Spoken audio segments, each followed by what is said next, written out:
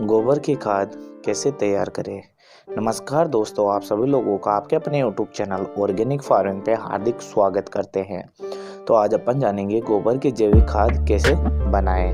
इसके लिए मैं मुख्य बात करूं कि इसके मुख्य घटक की कि गोबर की खाद के मुख्य घटक होते हैं तो गोबर, मूत्र, बिछावन, गुड़ और मिट्टी आदि मुख्य घटक होते हैं।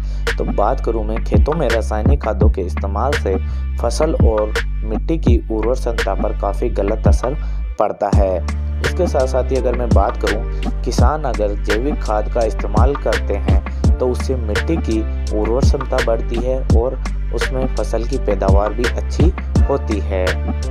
किसानों की फसल अच्छी हो इसके लिए आपको मिट्टी, सिंचाई, जलवायु इतने ही मायने नहीं रखती।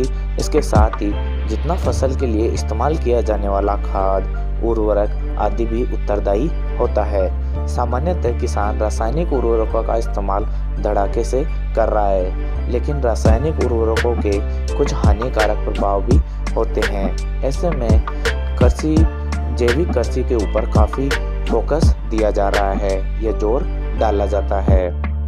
अगर मैं बात करूं, रासायनिक उर्वरकों के लिए किसानों को पैसा खर्च करना होता है और काफ़ी हद तक पैसे खर्च करते हैं, जबकि जैविक खाद के लिए काफ़ी किफ़ायतेमंद होती है और इसमें आपको कुछ पैसा खर्च करना नहीं होता और इसके साथ साथ ही आप खुद भी इसे तैयार कर सकते हैं। खेतों की मिट्टी के लिए जैविक खाद नुकसानदायक भी नहीं होती। इसके लिए आपको बहुत कुछ नहीं चाहिए होता, या तो गाय भैंस का गोबर वगैरह या सड़ी गली खादें वगैरह। इसके साथ साथ ही आपके पास में कुछ अपशिष्ट पदार्थ हैं, उनका यूज़ करके भी आप जैविक खाद बना सकते हैं। अब बात करें कि जैविक खाद बनाने के लिए सामग्री की आवश्यकता, तो गाय और भैंस का गोबर, गोमूत्र, गुड़, मिट्टी या बेकार सड़े गले पदार्थ वगैरह या दालें वगैरह। इसके साथ साथ ही आप लकड़ी का बुरादा आदि का भी इस्तेमाल कर सकते हैं। अब मैं बात करूं कि कैसे जैविक खाद को तैयार करें, तो एक प्लास्टिक का ड्रम ले, उसमें गाय व भैंस वगैरह का गोबर डाल ले और अब इसमें गोमूत्र मिला ले और इसके साथ साथ ही इसके अंतर्गत गुड़ का मिश्रण भी डाल ले। इसमें पिसी हुई दालों या लकड़ी का बुरादा भी इसके अंतर्गत मिला सकते हैं और फिर इसी मिश्रण में 1 किलो मिट्टी भी मिला ले।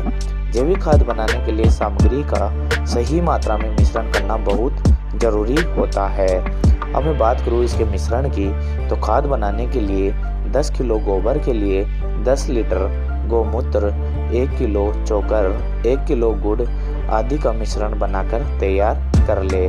सारी सामग्रियों को आप अपने हाथों से मिला सकते हैं या फिर किसी लकड़ी का डंडे वगैरह की मदद भी ले सकते हैं।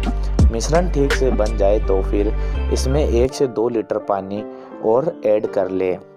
अब इस मिश्रण को 20 दिनों तक ढककर रख दे। लगभग आपके 20 दिनों के बाद यह जैविक खाद बनकर तैयार हो जाती है। खाद बनाते समय कुछ विशेष बातों का ध्यान रखना बहुत ज़रूरी है। इसके अंतर्गत जैसे कि जिस ड्रम के अंतर्गत आप खाद बना रहे हैं वह ड्रम धूप के अंदर न पड़ा रहे। इसके साथ ही इसे छाया में रखें। बढ़िया खाद पाने के लिए इसमें घोल को हर दिन 1 या 2 बार जरूर मिलाते रहे। इसके अलावा मैं बात करूं कि खाद में पाए जाने वाले सूक्ष्म जीवाणु बहुत फायदेमंद होते हैं।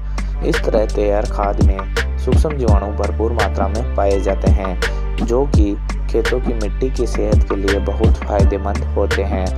इस जैविक खाद से न केवल फसल जल्दी विकसित होती है, बल्कि फसल की जड़ों को भरपूर मात्रा में आयरन भी उपलब्ध होता है। इसके साथ साथ ही जड़ों को नाइट्रोजन, फास्फोरस, पोटेशियम, इसके अलावा कैल्शियम भी सही मात्रा में उपलब्ध होता है। और जैविक खाद का यूज़ करने से मृदा की भौतिक, जैविक, रासायनिक दशा में भी काफ़ी सुधार देखने को मिलता है। इसके अलावा मैं बात करूं कि गोबर की खाद में मुख्यतः जो पोषक तत्व पाए जाते हैं तो नाइट्रोजन, फास्फोरस और पोटास पाया जाता है। तो नाइट्रोजन आपका 0.5%, फास्फोरस 0.25% और पोटेशियम 0.5% आपकी गोबर के खाद में पाया जाता है।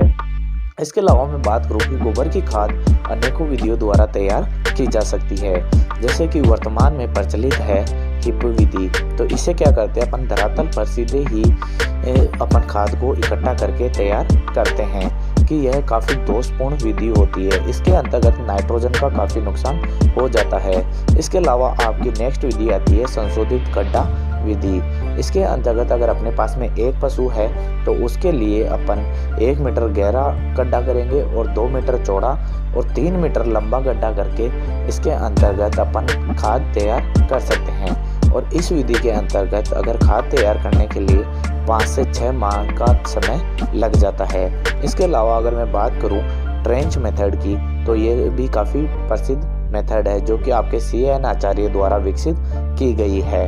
इस विधि से तैयार खाद नाइट्रोजन की मात्रा अधिक होती है और इसके अंतर्गत जो गड्ढे का आकार है वो लंबाई में 6 मीटर, अगर चौड़ाई की बात करूँ तो 1.5 मीटर। इसके साथ साथ ही जो गड्ढे की गहराई है वो आपकी 1 मीटर रखी जाती है और यह है FIM तैयार करने की सर्वोत्तम विधि मानी जाती है।